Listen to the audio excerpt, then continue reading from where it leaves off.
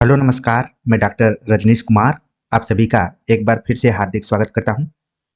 आज के video lecture में हम बात करेंगे अभिव्यक्ति और माध्यम नामक पुस्तक के ऊपर, जो कि 11वीं 12वीं की कक्षा में पढ़ना है और आपके केबीएस पीजीटी के पाठ्यक्रम में भी शामिल है।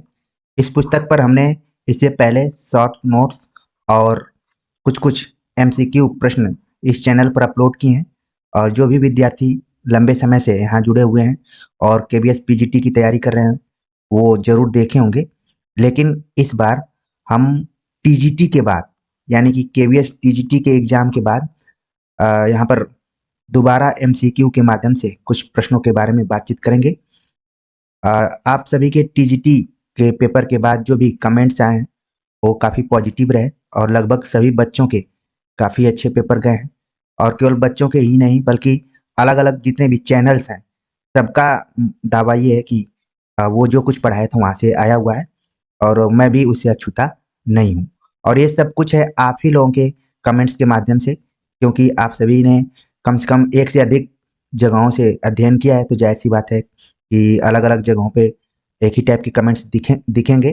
तो कहने का मतलब ये है कि टीजीटी का जो पेपर था वो सरल था और लगभग सभी लोगों का अच्छा पेपर गया है, तो इसमें मेरिट भी हाई जाने की उम्मीद है। हो सकता है कि पीजीटी में एक्सपर्ट्स थोड़ा सा कुछ प्रयोग करें और पेपर का लेवल जो है कठिन हो जाए, फिर भी हमें स्वाभाविक रूप से तैयारी करते रहना चाहिए। तो चलते हम बात करते हैं पहले क्वेश्चन के ऊपर। पहला प्रश्न है कि मीडिया जब तक जनता को साथ लेकर नहीं चलेगी तब तक जनता भी उसका साथ नहीं देगी, किसका कथन है? ऑप्शन दिया गया प्रभाष जोशी, मनोहर श्याम जोशी, रवीश कुमार, ओम थानवी। तो जैसे ही ऑप्शन आपने देखा होगा आपके दिमाग में इसका आंसर भी आने लगा होगा, ये किसका कथन हो सकता है। सही जवाब है प्रभाष जोशी। ऑप्शन ए इसका सही जवाब है। आगे बात करते हैं अगले क्वेश्चन के ऊपर। पूछा गया कि निम्नलिखित में से कौन सा समूह संचार के तत्वों में शामिल नहीं है? निम्नलिखित में से कौन सा समूह संचार के तत्वों में शामिल नहीं है? स्रोत इनकोडिंग, संदेश माध्यम, प्राप्तकर्ता फीडबैक, शोर और रेडियो। तो आप देख रहे हैं कि चारों ऑप्शंस में दो दो संचार के तत्वों का नाम दिया गया है। उसमें से कौन सा ऐसा समूह है, कौन सा विकल्प है जो कि सही नहीं है? तो आपने थोड़ा बहुत इसमें दिमाग लगाने का प्रयास जरूर किया होगा और सही आंसर तक आप धीरे धीरे पहुंच रहे होंगे। सही जवाब है ऑप्शन डी। इसमें आप देख रहे हैं कि शोर तो है, संचार के तत्वों में शामिल जरूर है, लेकिन रेडियो यहाँ पर तत्वों में शामिल नहीं है, बल्कि रेडियो क्या है यहाँ पर माध्यम है। ठीक है, तो इस तरीके से इसका आंसर डी हो गया। और बाकी ऊपर के तीनों जो ऑप्शन दिए गए हैं आगामी परीक्षा के दृष्टिकोण से बिल्कुल ध्यान में रखिए कि हो सकता है कि पूछ लिया जाए संचार के तत्वों में कौन कौन है और कौन कौन नहीं है। आगे बात करते हैं अगले प्रश्न के ऊपर। पूछा गया कि निम्नलिखित में से संचार के प्रकारों में शामिल नहीं है। संचार के प्रकारों में शामिल नहीं है। ऑप्शन दिया गया है अंतर वैयक्तिक संचार, अंतर अंतः वैयक्तिक संचार, समूह संचार, पटकथा। तो आप देख रहे हैं कि संचार में कौन उसके प्रकार में शामिल नहीं है, तो इसका सही जवाब हो गया ऑप्शन डी पटकथा। और ऊपर जितने भी दिए गए हैं सब संचार के प्रकारों में शामिल है। इसमें आप देखेंगे कि जन संचार भी आ जाता है, लेकिन जो पटकथा है ये सृजनात्मकता में अलग विधा में ही है, तो इस तरीके से संचार में नहीं आएगा। तो इसी तरीके से आप विकल्पों को देखिए और आराम से अपने दिमाग में इसको बैठाते जाइए। आगे बात करते हैं अगले प्रश्न पर। पूछा गया कि निम्नलिखित में से जन संचार के कार्यों में शामिल नहीं है। अभी हमने संचार के प्रकारों पर बातचीत की, अब आ गया जन संचार जो कि संचार का एक प्रकार है। पूछा गया कि निम्नलिखित में से जन संचार के कार्यों में शामिल नहीं है। सूचना देना, शिक्षित करना, मनोरंजन करना, अफवाह फैलाना। तो जन संचार के कार्यों में कौन सा विकल्प जो है शामिल नहीं है? आपके दिमाग में इसका सही जवाब आने लगा होगा। बिल्कुल सही जवाब है ऑप्शन डी अफवाह फैलाना जन संचार के कार्यों में शामिल नहीं है। बाकी आप देख रहे हैं कि सूचना देना, शिक्षित करना, मनोरंजन करना सभी जनसंचार के कार्यों में शामिल है। आगे बात करते हैं अगले क्वेश्चन के ऊपर। पूछा गया है कि निम्नलिखित में से जनसंचार माध्यमों में शामिल नहीं है। तो लगातार आप देख रहे हैं कि हर प्रश्न अलग अलग एंगल से पूछा जा रहा है और कोशिश की जा रही है कि एनसीईआरटी के बुक में जो कुछ दिया गया है उसको कवर कर लिया जाए। ये थोड़ा सा टेक्निकल पेपर है और जैसे आप लोग भाषा विज्ञान पढ़ते होंगे वो टेक्निकल है, उसी तरीके से पीजीटी के सिलेबस में ये भी जो भी पुस्तक लगी हुई है अभिव्यक्ति और माध्यम थोड़ा सा टेक्निकल है।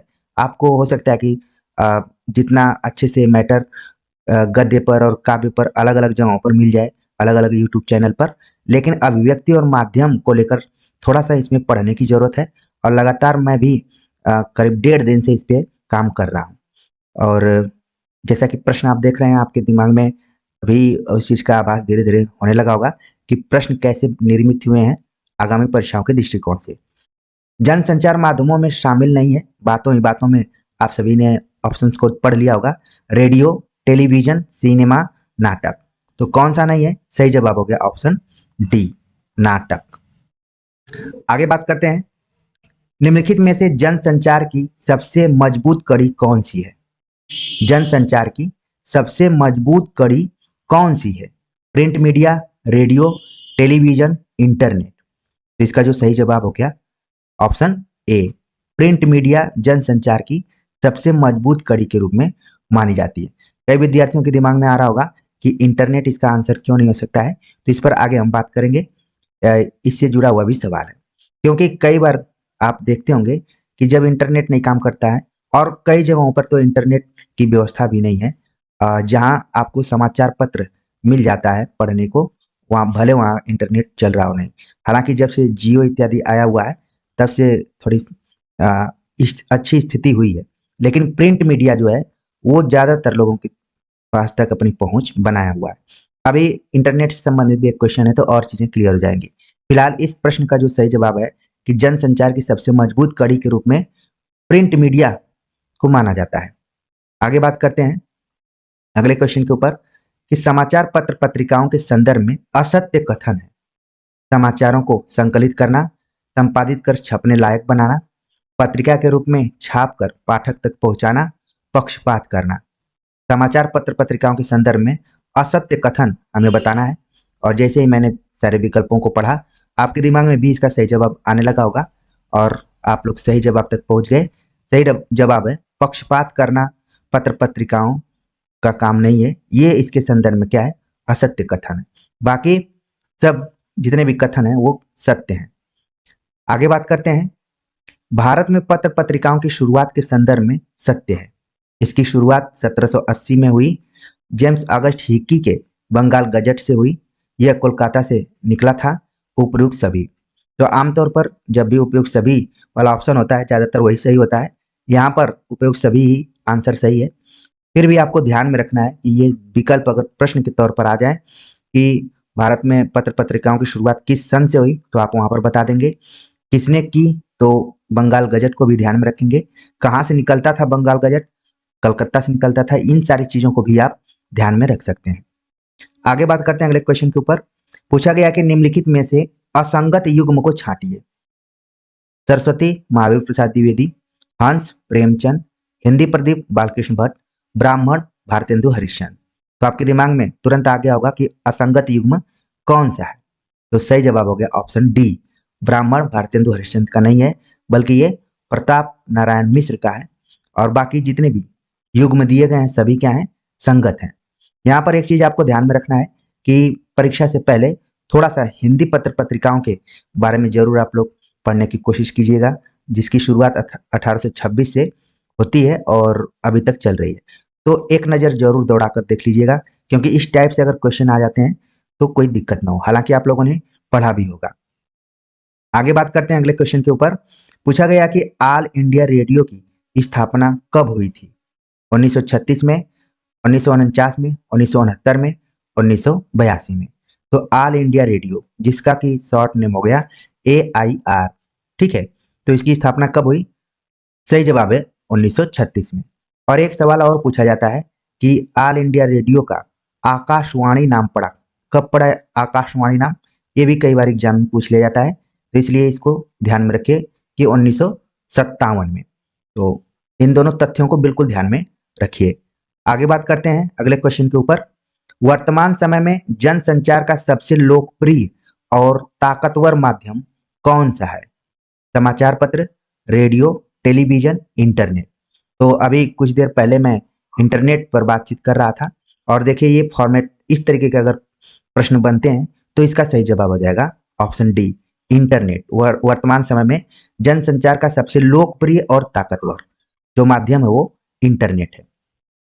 आगे बात करते हैं, निम्नलिखित में से जनसंचार माध्यम के बतौर भारत में टेलीविजन का उद्देश्य नहीं है? सामाजिक परिवर्तन, राष्ट्रीय एकता, पर्यावरण संरक्षण, अंधविश्वास का विकास। तो टेलीविजन का उद्देश्य कौन सा ऑप्शन में नहीं है? तो आपके दिमाग में तुरंत आ गया होगा कि ऑप्शन डी इसका सही जवाब है कि टेलीविजन अंधविश्वास का विकास नहीं करता है बल्कि सामाजिक परिवर्तन, राष्ट्रीय एकता, पर्यावरण संरक्षण इत्यादि उसके प्रमुख उद्देश्यों में शामिल है। तो इस तरीके से इसका जो सही जवाब हो गया ऑप्शन डी हो गया।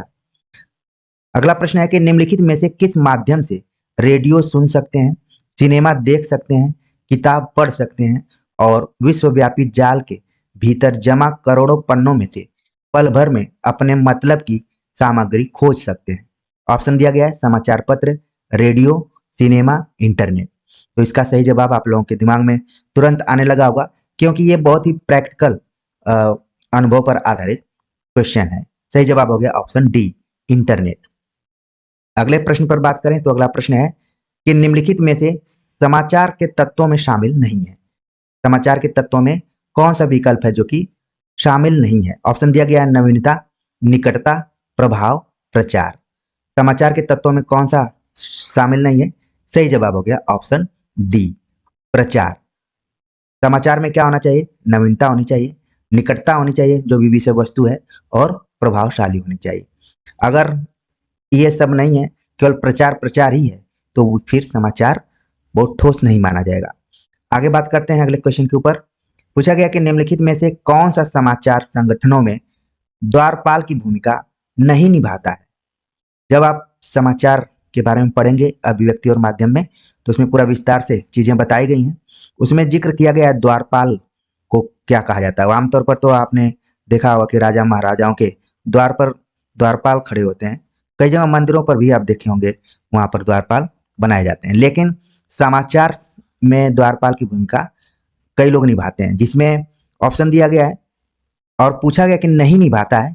इसका मतलब है कि कई लोग निभाते हैं और ऑप्शन जो दिया गया है उसमें से एक है जो कि नहीं निभाता है।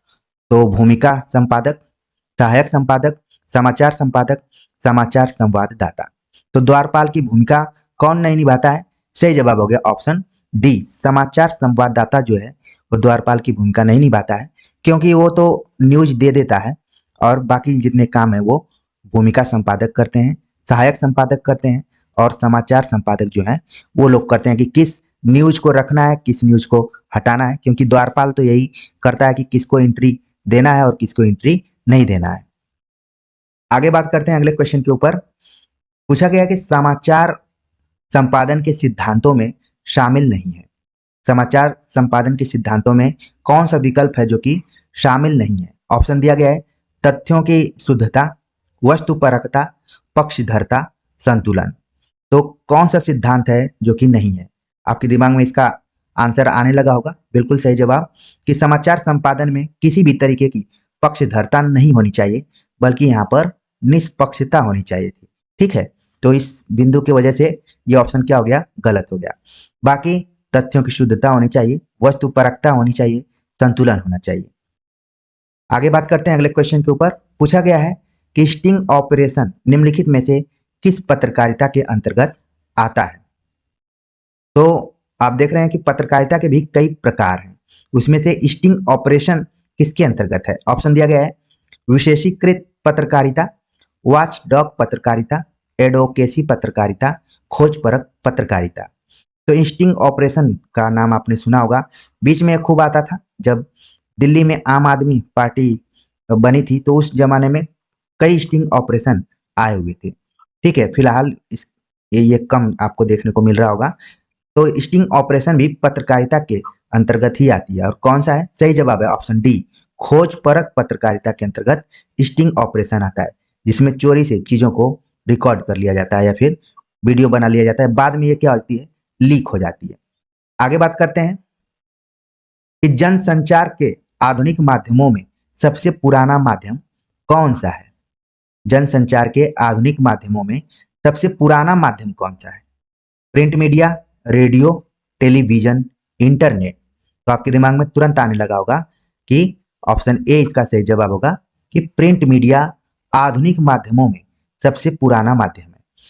प्रिंट मीडिया को ही कई बार पत्र और समाचार पत्र से भी जोड़ लिया जाता है, इसलिए आपको चिंता करने की जरूरत नहीं है कि ये प्रिंट मीडिया क्या है, चीजों को समझना है।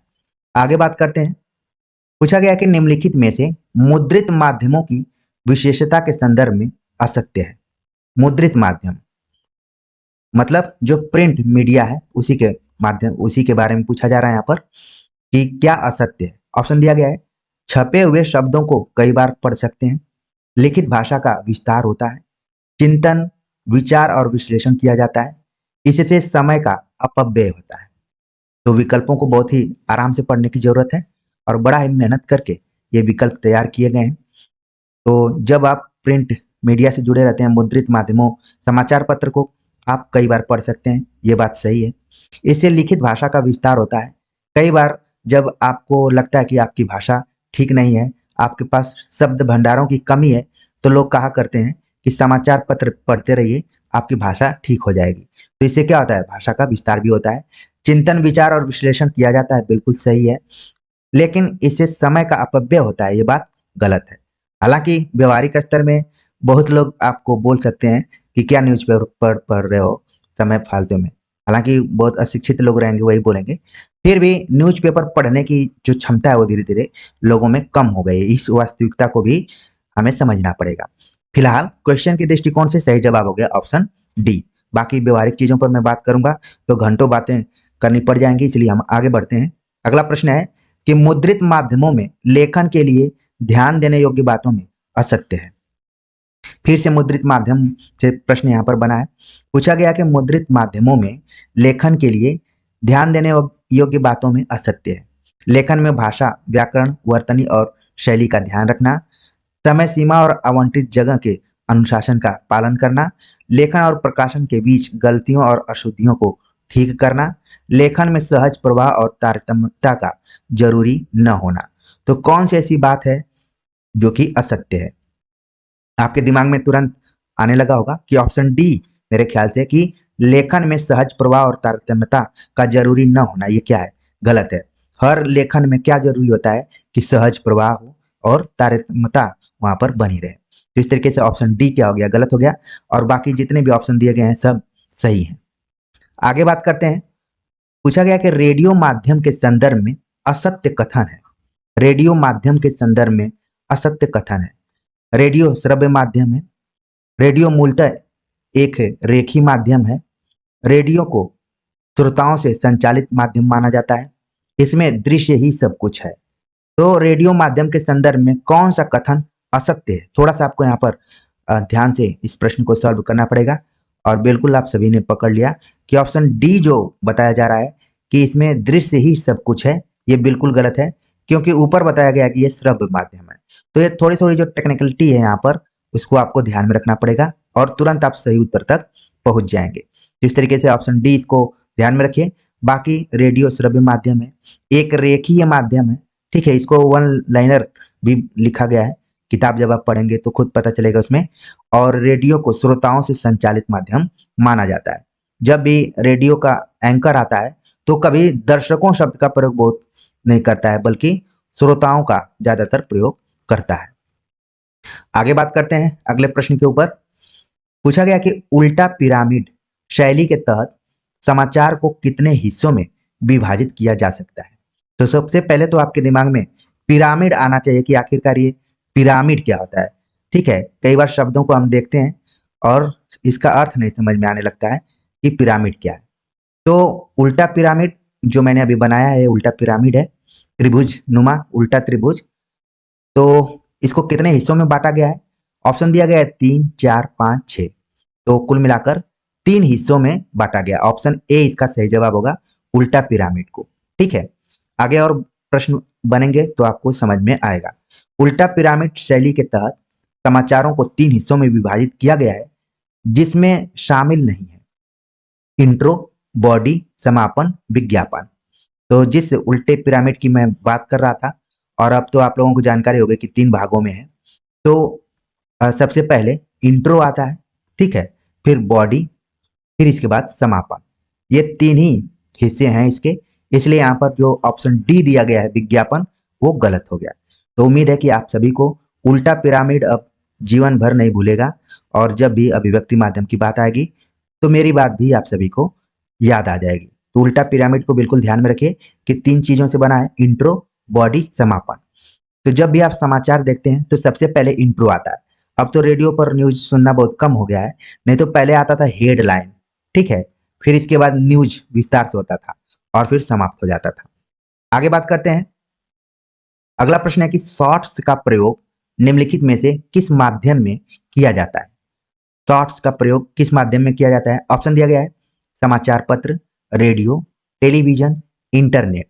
तो आप देख रहे हैं यहाँ पर कि आपके दिमाग में तुरंत आने लगा होगा कि शॉर्ट्स का प्रयोग तो टेलीविजन में किया जाता है।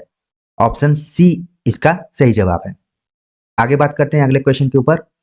पूछा गया कि फ्लैश या ब्रेकिंग न्यूज का संबंध किस माध्यम से है? फ्लैश या ब्रेकिंग न्यूज आप लोग आए दिन देखते होंगे और तुरंत आपके दिमाग में आ गया होगा बिना विकल्प पढ़े ही कि टेलीविजन में इसका प्रयोग किया जाता है, फ्लैश या ब्रेकिंग न्यूज का। हालांकि ऑप्शन दिया गया था समाचार पत्र, रेडियो, टेलीविजन और इंटरनेट। तो इस तरीके से इसका सही जवाब हो गया ऑप्शन सी। अगला प्रश्न है, पूछा गया कि निम्नलिखित में से असंगत युग्म है। असंगत युग्म हमें यहाँ बताना है, और थोड़ा सा ये नया तरीके का प्रश्न है कि ड्राई एंकर का मतलब है दर्शकों को सीधे सीधे बताना। ड्राई एंकर जो है वो दर्शकों को सीधे सीधे बताता है। फोन इन, एंकर रिपोर्टर से बात करता है। लाइव, खबर का सीधा प्रसारण। एंकर बाइट, एंकर जब खाने जाता है। तो कौन सा असंगत युग्म है? तो आपके दिमाग में तुरंत आ गया होगा कि ऊपर के तीनों ऑप्शन जो हैं सही हैं। नीचे जो यहाँ पर बताया जा रहा है कि एंकर बाइट, एंकर जब खाने जाता है, ये ऑप्शन गलत है। आप वर्तमान समय में एक शब्द सुनते होंगे, बाइट देना। मतलब कोई घटना होती है तो कुछ लोगों से एंकर जाके बातचीत करते हैं, ठीक है, तो वो बाइट लेते हैं, जितने भी 2 मिनट का, 3 मिनट का, जो भी ड्यूरेशन हो, अवधि हो, तो उसको ही बाइट कहा जाता है, ठीक है। आगे बात करते हैं। अगला प्रश्न है कि नेट साउंड यानी प्राकृतिक आवाजों का प्रयोग किस माध्यम में होता है? ये बहुत ही इंपॉर्टेंट क्वेश्चन है। नेट साउंड को बिल्कुल ध्यान में रखिए कि इसका प्रयोग किस माध्यम में किया जाता है। ऑप्शन दिया गया है समाचार पत्र, रेडियो, टेलीविजन, इंटरनेट। तो नेट साउंड का प्रयोग किया जाता है ऑप्शन सी, टेलीविजन में। कई विद्यार्थियों के दिमाग में आ सकता है कि ये इंटरनेट, नेट से बना हुआ है तो इंटरनेट में होगा, लेकिन गलत होगा उनका। सही जवाब है ऑप्शन सी, टेलीविजन। आगे बात करते हैं अगले क्वेश्चन के ऊपर। पूछा गया कि भारत में इंटरनेट पत्रकारिता का पहला दौर कब से माना जाता है? इंटरनेट पत्रकारिता का पहला दौर कब से माना जाता है? ऑप्शन दिया गया 1990, 1991, 1992, 1993। तो इसका सही जवाब होगा ऑप्शन डी, 1993 से भारत में इंटरनेट पत्रकारिता का पहला दौर शुरू होता है, और इसके बाद 2-3 दौर आ चुके हैं।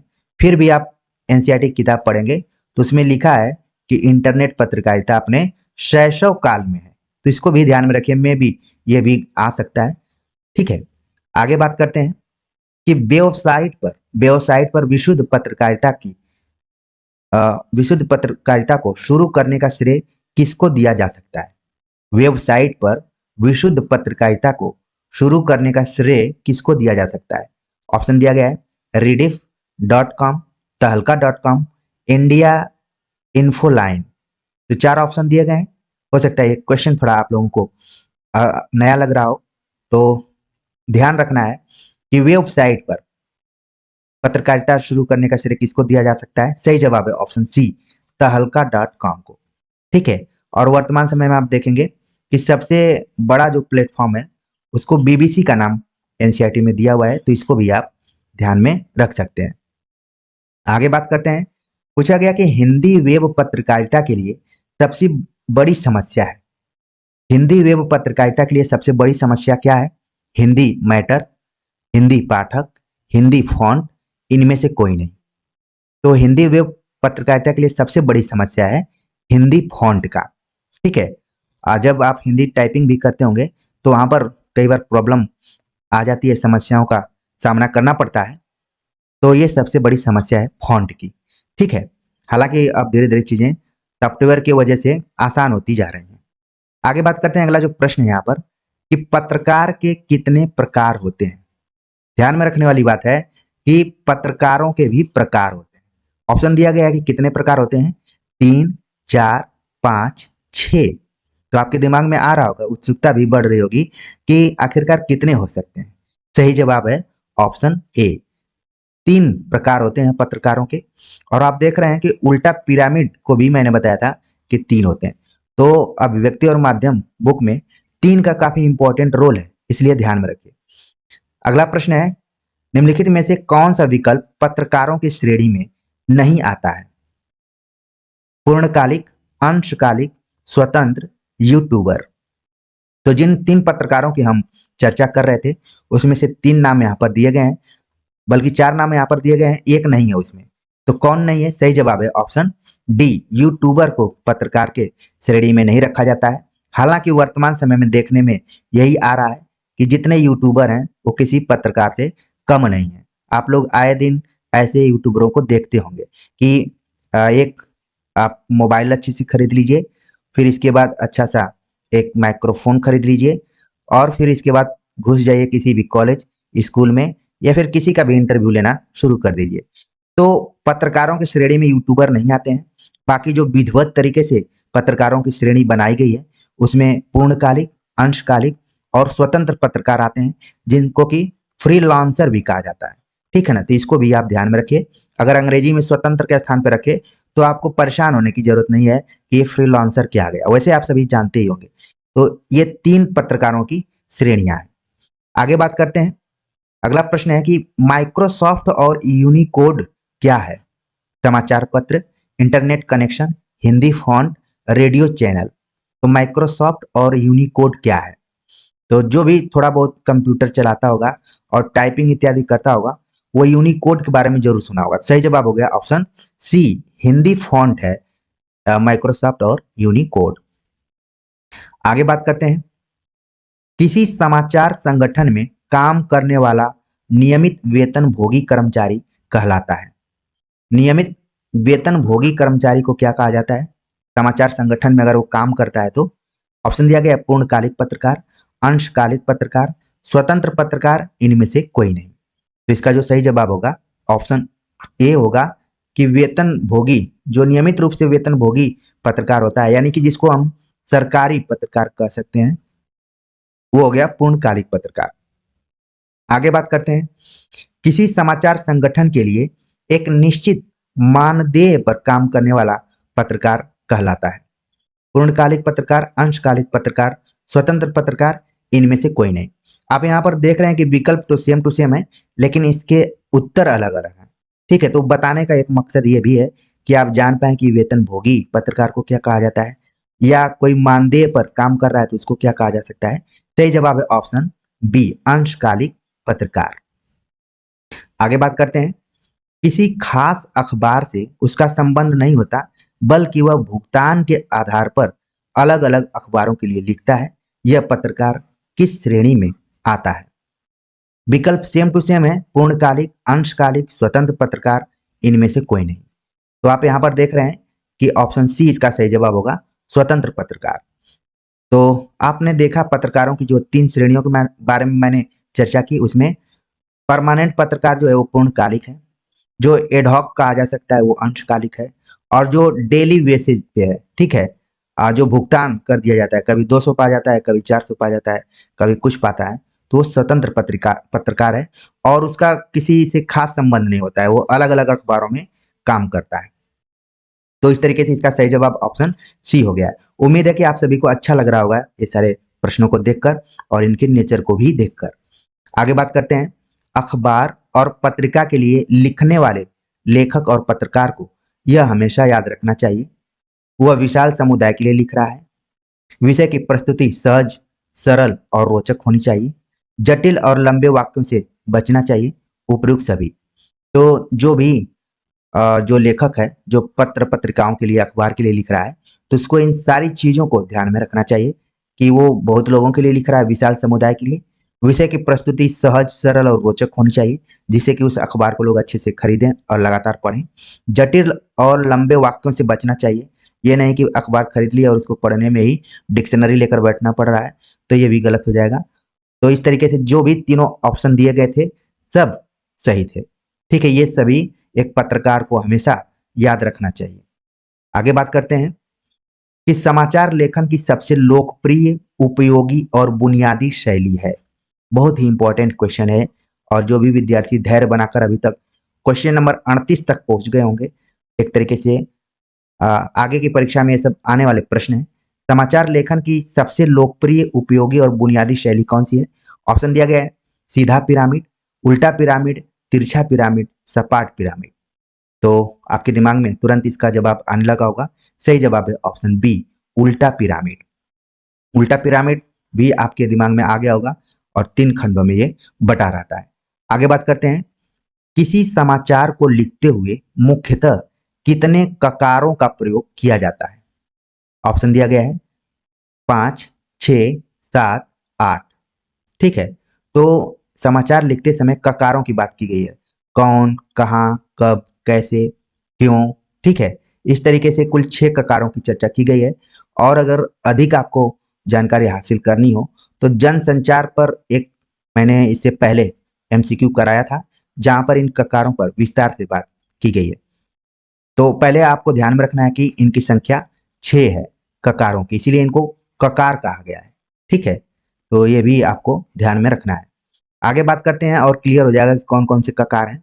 निम्नलिखित में से कौन सा ककार सूचनात्मक और तथ्यों पर आधारित नहीं होता है? जब आप पढ़ेंगे ककारों के बारे में, तो जो 6 ककार हैं, उसमें से 4 ककार अलग चीज के लिए फेमस हैं, और 2 ककार अलग चीज के लिए। ठीक है, तो ककार जो सूचनात्मक और तथ्यों पर आधारित नहीं है, उसमें सही जवाब है, उसमें जो ऑप्शन है पढ़ देता हूं, क्या, कौन, कब, कैसे। तो कौन सा नहीं है? सही जवाब है ऑप्शन डी, कैसे जो है वो सूचनात्मक और तथ्यों पर आधारित ककारों में शामिल नहीं है, जबकि क्या, कौन, कब ये सूचनात्मक और तथ्यों पर आधारित है। इसी तरीके से इसको अगर आप और अच्छे से देखना चाहते हैं, तो मुझे एक पत्रिका का नाम याद आ रहा है, जिसको प्रतियोगिता साहित्य दर्पण, पीडी कहा जाता है। और जब उसका जीएस आता था, तो उस पे लिखा रहता था कब, कौन, कहाँ, क्यों। इस टाइप से आपने देखा होगा, मेरी बातों को आप लोग अच्छे से समझ रहे होंगे, लिखा रहता है उसमें। ठीक है, आगे बात करते हैं। कैसे को आप ध्यान में रखिए कि ये सूचनात्मक और तथ्यों पर आधारित नहीं ककारों में शामिल है। अब ये कहाँ शामिल है, ये आप जान पाएंगे। ककार, कैसे और क्यों का प्रयोग निम्नलिखित में से किसमें किया जाता है? विवरण, व्याख्या, विश्लेषण, उपयुक्त सभी। तो आप देख रहे हैं कि ककार में 2 ककार हैं, जिनका प्रयोग विवरण के अर्थ में, व्याख्या के अर्थ में और विश्लेषण के अर्थ में किया जाता है, यानी कि उपयुक्त सभी इसका सही जवाब होगा। और इन दोनों ककारों को आपको ध्यान में रखना पड़ेगा, कैसे, क्यों। ठीक है, तो इस तरीके से आप डिफरेंस कर पाएंगे, अंतर कर पाएंगे। आगे बात करते हैं। पूछा गया कि फीचर कैसा लेखन है? फीचर कैसा लेखन है? सुव्यवस्थित, सृजनात्मक, आत्मनिष्ठ, उपयुक्त सभी। तो फीचर कैसा लेखन है? सही जवाब हो गया उपयुक्त सभी। वो सुव्यवस्थित भी होता है, सृजनात्मक भी होता है, आत्मनिष्ठ भी होता है। इस तरीके से इसका जो सही जवाब हो गया ऑप्शन डी हो गया। आगे बात करते हैं, अगला जो प्रश्न है कि निम्नलिखित में से फीचर का उद्देश्य नहीं होता है। फीचर का उद्देश्य नहीं है, ऑप्शन दिया गया है सूचना देना, शिक्षित करना, मनोरंजन करना, तात्कालिक घटनाओं से अवगत कराना। तो फीचर का उद्देश्य नहीं है, तो सही जवाब हो गया ऑप्शन डी कि तात्कालिक घटनाओं, घटनाक्रम से अवगत कराना फीचर का उद्देश्य नहीं है। बाकी वो सूचना दे सकता है, शिक्षित कर सकता है, मनोरंजन भी कर सकता है। फिल्म फीचर का आपने जिक्र सुना होगा या फिर इसको देखा भी होगा। तो फीचर क्या है? तात्कालिक घटनाक्रम को अवगत नहीं कराता है। आगे बात करते हैं कि निम्नलिखित में से फीचर की भाषा होती है सपाट बयानी, अलंकारिक और दुरु, अलंकारिक और दुरु, सरल, रूपात्मक, आकर्षक, इनमें से कोई नहीं। तो फीचर की जो भाषा होती है वो ऑप्शन सी इसका सही जवाब है कि सरल होती है, रूपात्मक होती है और आकर्षक भी होती है। ठीक है, आगे बात करते हैं कि निम्नलिखित में से किस रिपोर्ट का इस्तेमाल करके भ्रष्टाचार, अनियमितताओं और गड़बड़ियों को उजागर किया जाता है। खोजी रिपोर्ट, इन डेप्थ रिपोर्ट, विश्लेषणात्मक रिपोर्ट, विवरणात्मक रिपोर्ट। तो आप देख रहे हैं यहाँ पर रिपोर्टों की चर्चा की गई है और किस रिपोर्ट का प्रयोग करके हम इन चीजों में काम कर सकते हैं, भ्रष्टाचार, अनियमितता और गड़बड़ियों को उजागर कर सकते हैं। सही जवाब हो गया ऑप्शन ए, खोजी रिपोर्ट, जिसको कि आपने देखा एक जगह कि स्टिंग ऑपरेशन कई बार इसको बोल दिया जाता है या फिर स्टिंग रिपोर्ट। आगे बात करते हैं अगले क्वेश्चन के ऊपर। पूछा गया कि निम्नलिखित में से किस रिपोर्ट में सार्वजनिक तौर पर उपलब्ध तथ्यों, सूचनाओं और आंकड़ों की गहरी छानबीन की जाती है और उसके आधार पर किसी घटना या समस्या या मुद्दे से जुड़े महत्वपूर्ण पहलुओं को सामने लाया जाता है। तो कौन सी रिपोर्ट है? ऑप्शन दिया गया है खोजी रिपोर्ट, इन डेप्थ रिपोर्ट, विश्लेषणात्मक रिपोर्ट, विवरणात्मक रिपोर्ट। तो चारों रिपोर्टों के बारे में आप देख रहे हैं, इसमें से सही जवाब है इसका option B, in depth report. कई बार क्या होता है कि विकल्प में जो भी शब्द दिए रहते हैं उनके अर्थ को भी अगर आप गंभीरता से समझ पा रहे हैं तो आराम से इसका सही जवाब दे पाएंगे, क्योंकि इसमें गहरी छानबीन की जाती है आंकड़ों के साथ। तो डेप्थ का अर्थ थोड़ा गहराई से लगाया जाता है, आप देख ही रहे हैं। सही जवाब हो गया ऑप्शन बी। आगे बात करते हैं कि प्रिंट मीडिया माध्यम में किसकी प्रमुखता होती है? शब्द की, ध्वनि की, दृश्य की, प्रेस की। तो प्रिंट मीडिया में किसकी प्रमुखता होती है? सही जवाब है ऑप्शन ए, शब्द की प्रधानता होती है। पहले क्या है? शब्द है, इसके बाद जितनी चीजें हैं प्रेस इत्यादि हैं। ठीक है, तो इस तरीके से सही जवाब हो गया ऑप्शन ए। इसके बाद हम बात करते हैं कि रेडियो माध्यम में किसकी प्रमुखता होती है? रेडियो माध्यम में किसकी प्रमुखता होती है? ऑप्शन दिया गया है शब्द, ध्वनि, दृश्य, प्रेस। तो आपके दिमाग में तुरंत आ गया होगा कि रेडियो में सबसे ज्यादा जरूरी क्या है? ध्वनि है। ऑप्शन बी इसका सही जवाब है। आगे बात करते हैं, अगला प्रश्न है कि टेलीविजन माध्यम में किसकी प्रधानता होती है? तो टेलीविजन की जब बात आएगी, विकल्प आप देख रहे हैं वही सब है, शब्द, ध्वनि, दृश्य, प्रेस। तो टेलीविजन माध्यम में दृश्य की प्रधानता होती है। आगे बात करते हैं, निम्नलिखित में से पत्रकारिता के प्रमुख प्रकारों में शामिल नहीं है। पत्रकारिता के भी प्रमुख प्रकार हैं, उसमें कौन सा ऑप्शन ऐसा है जो कि शामिल नहीं है? ऑप्शन दिया गया खोज पत्रकारिता, डॉग वॉच, वॉच डॉग पत्रकारिता, यहाँ पर वॉच डॉग पत्रकारिता होना चाहिए था, खोज पत्रकारिता, वॉच डॉग पत्रकारिता, एडवोकेसी पत्रकारिता, सनसनीखेज पत्रकारिता। तो पत्रकारिता के प्रमुख प्रकारों में शामिल नहीं है। सही जवाब है ऑप्शन डी। देखिए, सैद्धांतिक रूप में तो सही जवाब ऑप्शन डी है, लेकिन व्यवहारिक रूप में देखें तो सनसनीखेज पत्रकारिता ही ज्यादा इंपॉर्टेंट है। यहाँ तक कि इसका प्रभाव एजुकेशन लाइन में भी पड़ गया है। कई बार आप देखेंगे थंबनेल कुछ रहता है और मैटर अंदर कुछ रहता है। जब से केबीएस का एग्जाम शुरू हुआ है तो तमाम टीचर्स आ गए हैं, कुछ लिख रहे हैं कि भ्रम में नहीं रहना है, सबसे अच्छी जानकारी यहीं पर दी जा रही है। कुछ लोगों को लग रहा है कि मुझे छोड़कर सारे लोग भ्रमित कर रहे हैं। ठीक है ना, तो सभी लोग क्या है, सनसनीखेज टाइप की कोशिश करते हैं और ये कोशिश करते हैं कि ऐसा थंबनेल बनाए कि रातों रात चमक जाए, मैला आंचल रेणु की तरह, और उसने कहा था श्री चंद्रधर शर्मा गुलेरी की तरह। तो सनसनीखेज पत्रकारिता तो इस समय सबसे ज्यादा इंपॉर्टेंट है। ठीक है ना, लेकिन हमें सैद्धांतिक रूप से, क्योंकि एक नंबर हमें हासिल करना है, तो जो भी एनसीईआरटी में दिया गया उसी को हम ध्यान में रखेंगे। तो इस तरीके से ऑप्शन क्या हो गया? डी इसका सही जवाब है कि सनसनीखेज पत्रकारिता पत्रकारिता के प्रकारों में शामिल नहीं है।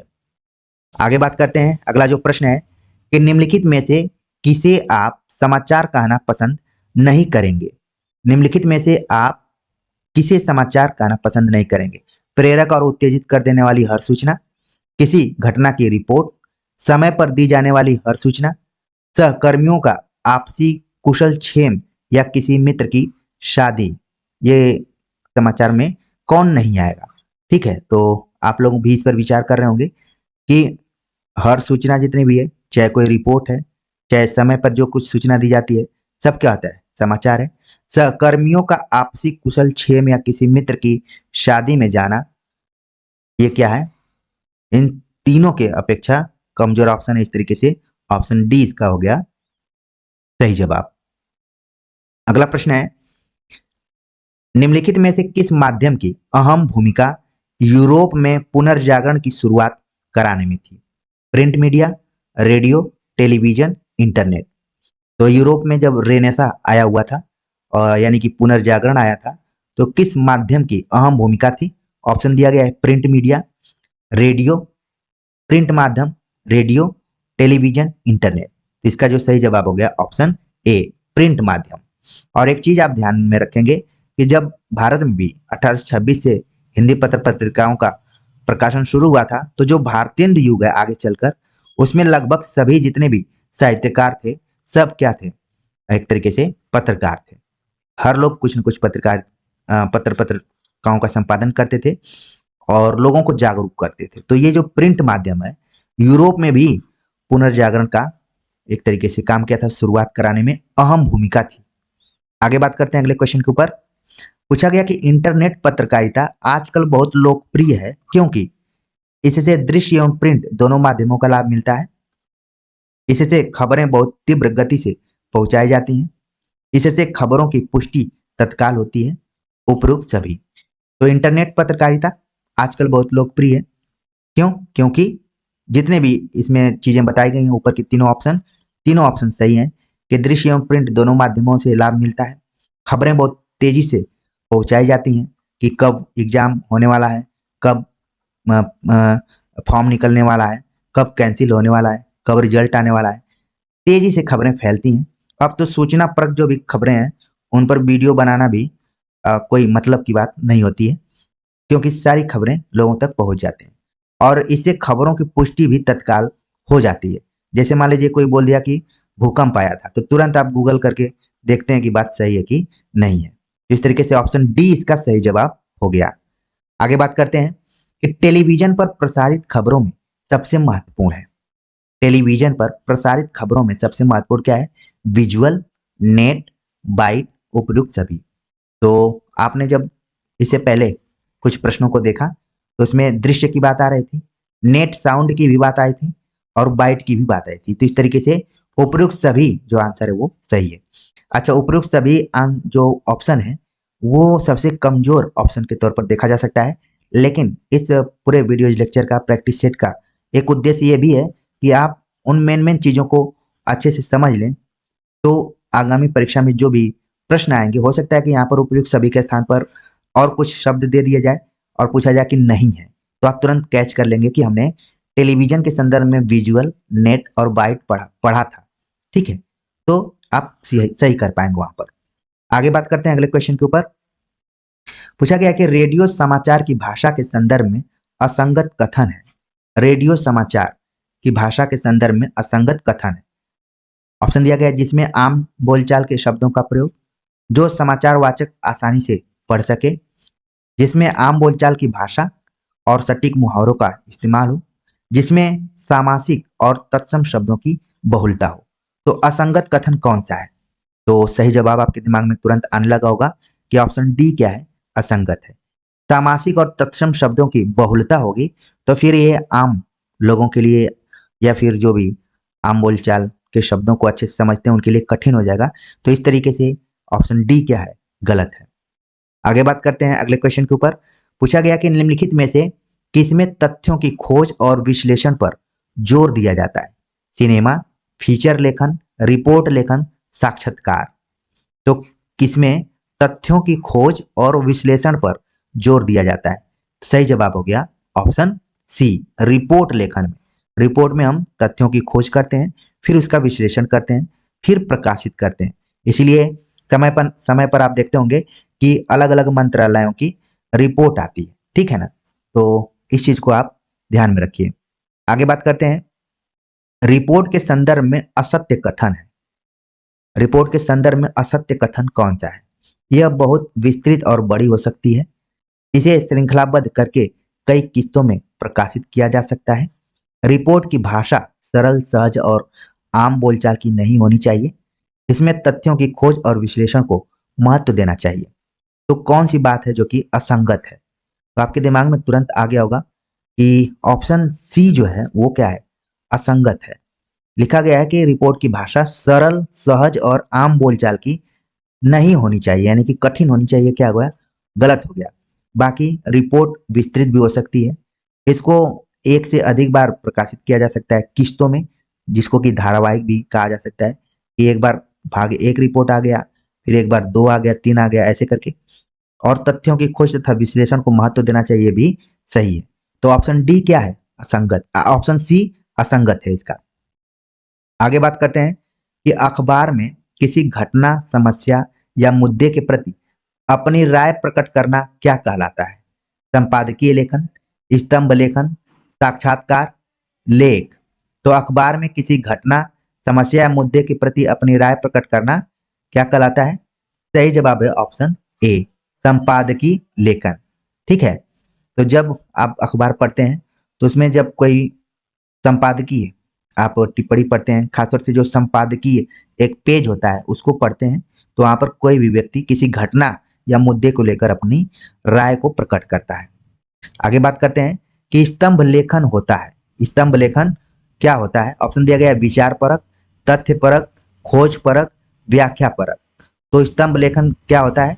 सही जवाब है ऑप्शन ए, विचार परक। ठीक है। कई बार जब आप अखबारों को पढ़ते होंगे तो उसमें लोगों का स्तंभ लेखन आता है, खासतौर से जो संपादकीय पृष्ठ होता है। एक संपादक का इधर कोने में रहता है, फिर इसके बाद अलग अलग जो भी आलोचक हैं, समीक्षक हैं, उन लोगों का स्तंभ रहता है नाम से। ठीक है। आगे बात करते हैं कि अगला जो प्रश्न है कि सभी अखबार संपादकीय पृष्ठ पर समसामयिक मुद्दों पर पत्रकारों और उन विषयों के विशेषज्ञों के माध्यम से निम्नलिखित में से क्या प्रकाशित करते हैं? संपादकीय लेखन, स्तंभ लेखन, साक्षात्कार, लेख। तो आप देखते हैं कि संपादकीय पृष्ठ पर समसामयिक मुद्दों पर कुछ लेख रहते हैं। सही जवाब हो गया ऑप्शन डी, लेख, आर्टिकल। ठीक है। अगला प्रश्न है, एक सफल साक्षात्कार के लिए आवश्यक गुणों में असंगत है। एक सफल इंटरव्यू के लिए आवश्यक गुणों में क्या है? असंगत। ऑप्शन दिया गया है संवेदनशीलता, कूटनीति, धैर्य और साहस, विद्वान या फिर विद्वत्ता। तो कौन सा ऐसा ऑप्शन है जो कि आवश्यक गुणों के लिए जरूरी नहीं है, आवश्यक गुणों में शामिल नहीं है? एक सफल साक्षात्कार के लिए जरूरी है संवेदनशीलता का होना, कूटनीति का होना, धैर्य और साहस का होना। कोई जरूरी नहीं है कि आप में विद्वत्ता हो। सब कुछ रहेगा और आपके अंदर संवेदनशीलता नहीं रहेगी, कूटनीति नहीं रहेगी, धैर्य और साहस नहीं रहेगा, तो सारा चीज बेकार हो जाएगा। इसलिए कई बार आपने सुना होगा कि विद्या विनयम ददाति, विद्या से विनय की प्राप्ति होती है। ठीक है। तो और कई बार विद्वत्ता जो होती है इसमें ईगो टाइप की चीजें आती हैं और संवेदनशीलता का भी अभाव हो जाता है। कूटनीति में भी कई बार पढ़े लिखे लोग भी गलत निर्णय ले लेते हैं और खासतौर से आप देखते होंगे कि इसमें साहस और धैर्य की भी कमी हो जाती है। कुल मिलाकर कहने का मतलब ये है कि जब आप एनसीईआरटी की किताब पढ़ेंगे तो इसमें साक्षात्कार के आवश्यक गुणों में सिर्फ संवेदनशीलता, कूटनीति, धैर्य और साहस की बात की गई है। तो इस तरीके से ऊपर के तीनों ऑप्शन सही हैं, ऑप्शन डी गलत है यहाँ पर।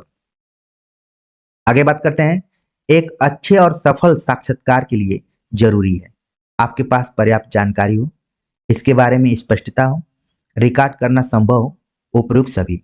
तो एक अच्छे और सफल साक्षात्कार के लिए सभी बातें क्या है? जरूरी है कि जिसका भी इंटरव्यू लेने जा रहे हो आप तो पर्याप्त जानकारी हो आपको, इसके बाद स्पष्टता भी हो। अगर आप चाहें तो इसको रिकॉर्ड कर लें या फिर चाहें तो उसको लिखित रूप में नोट्स भी बना सकते हैं, इसको भी बुक में लिखा हुआ है। ठीक है। तो इस तरीके से उपयुक्त सभी ऑप्शन क्या यहाँ पर सही हो गया। अगला प्रश्न है कि संवाददाताओं के बीच काम का विभाजन आमतौर पर उनकी दिलचस्पी और ज्ञान को ध्यान में रखते हुए किया जाता है। मीडिया की भाषा में इसे क्या कहते हैं? Desk, beat, freelance, news peg. तो इसको क्या कहा जाता है? जब कोई संवाददाता का काम डिवाइड किया जाता है और उसके रुचि के अनुसार दिया जाता है, जैसे उसकी रुचि राजनीति में है, किसी की रुचि खेल रिपोर्ट में होती है, कुछ की आर्थिक में होती है, कुछ की फिल्मों के साइड में होती है, अलग अलग है। तो इसको क्या कहा जाता है मीडिया की भाषा में? सही जवाब है ऑप्शन बी, बीट कहा जाता है। ठीक है, तो इस चीज को आप बिल्कुल ध्यान में रखिए। अगला प्रश्न है कि निम्नलिखित में से सूचनाओं के स्रोत हैं, निम्नलिखित में से सूचनाओं के स्रोत हैं। ऑप्शन दिया गया है मंत्रालय के सूत्र, प्रेस कॉन्फ्रेंस, विज्ञप्ति, उपयुक्त सभी। तो सूचनाओं के स्रोत में कौन कौन से आते हैं? सही जवाब है ऑप्शन डी। तो आप देख रहे हैं कि लगातार मैंने उपयुक्त सभी वाले आंसर को ही सही बताया है। कोशिश ये है कि आप उन सारी चीजों से परिचित हो जाएं जिससे कि फाइनल एग्जाम में आप अच्छा कर पाए। सूचनाओं में मंत्रालय के सूत्र भी आ जाते हैं, प्रेस कॉन्फ्रेंस जब होती है तो भी सूचना आ जाती है, विज्ञप्ति आती है तो आप अपना फॉर्म भरते हैं, फिर एग्जाम देते हैं, फिर रिजल्ट आता है। अगर विज्ञप्ति नहीं आती तो फिर हमें सूचना भी नहीं मिलती। तो विज्ञप्ति भी क्या है? स्रोत के रूप में। आगे बात करते हैं कि निम्नलिखित में से सूचनाओं के स्रोत हैं। फिर से उसी टाइप के क्वेश्चन यहाँ पर आ गया। सूचनाओं का स्रोत क्या है? साक्षात्कार, सर्वे और जांच समितियों की रिपोर्ट, उस क्षेत्र में सक्रिय संस्थाएं, उपयुक्त सभी। तो इसका भी सही जवाब हो गया ऑप्शन डी, उपयुक्त सभी। लेकिन आपको ध्यान में रखना है कि साक्षात्कार भी सूचनाओं के स्रोत में है, क्योंकि आप किसी के बारे में जानना चाहते हैं तो उसका इंटरव्यू देखते हैं तो आपको बहुत सारी चीजें वहां से पता चलती हैं। या फिर सर्वे और जांच समितियों की जो रिपोर्ट होती है उससे भी हमें सूचना मिल जाती है। या फिर जो भी संस्थाएं हैं, सक्रिय संस्थाएं हैं, उससे भी सूचना मिल जाती है। तो इस तरीके से ऑप्शन डी इसका सही जवाब होगा। अगला प्रश्न है कि निम्नलिखित में से असंगत युग्म है। असंगत युग्म हमें बताना है और बहुत ध्यान से इस प्रश्न को देखना है। प्रिंट माध्यम जो कि श्रव्य माध्यम है, रेडियो श्रव्य माध्यम, टेलीविजन श्रव्य दृश्य माध्यम, टेप रिकॉर्डर श्रव्य माध्यम। तो असंगत युग्म कौन सा है? आप लोगों ने बिल्कुल ध्यान दे दिया होगा। सही जवाब है ऑप्शन ए, प्रिंट माध्यम क्या है? श्रव्य माध्यम बताया जा रहा है, क्या है? गलत है, बल्कि वो एक तरीके से दृश्य माध्यम है। देखकर हम चीजों को पढ़ते हैं, सुनकर प्रिंट माध्यम में तो बिल्कुल गलत है। बाकी रेडियो श्रव्य माध्यम, टेलीविजन श्रव्य दृश्य माध्यम, टेप रिकॉर्डर खासतौर से जो दिव्यांग बच्चे हैं और आप लोग भी कई बार अगर देखने का मन नहीं करता है, सुनने का ही मन करता है, तो भी वो श्रव्य माध्यम के रूप में ये मेरी वीडियोज लेक्चर भी आ रही है आपके लिए। तो इस तरीके से हमने कुल 66 प्रश्नों पर बातचीत किया और ये जो 66 प्रश्न थे ये लगभग 5 अध्यायों को कवर किए हैं। इसलिए आपको बहुत सुखद अनुभूति होनी चाहिए कि अभिव्यक्ति और माध्यम नामक पुस्तक के हम 5 अध्यायों को यहाँ पर कवर कर पाए। ठीक है, आगे हम और इस पर बातचीत करेंगे और आपकी परीक्षा के दृष्टिकोण से जो अन्य पुस्तकें हैं उन पर हमने ऑलरेडी एमसीक्यू क्वेश्चंस बनाए हुए हैं। लेकिन फिर से एक बार हम आपके लिए रिवीजन के तौर पर जिस तरीके से टीजीटी में क्वेश्चन पेपर बनाए थे उसी तरीके से पीजीटी के लिए भी बनाएंगे ताकि आपको कोई दिक्कत ना हो और इस चैनल से जितने भी बच्चे जुड़े हैं अधिक से अधिक संख्या में चयनित हो जाए। तो मिलते हैं एक नए प्रैक्टिस सेट के साथ, तब तक के लिए नमस्कार। कमेंट्स आप लोग जरूर कीजिएगा।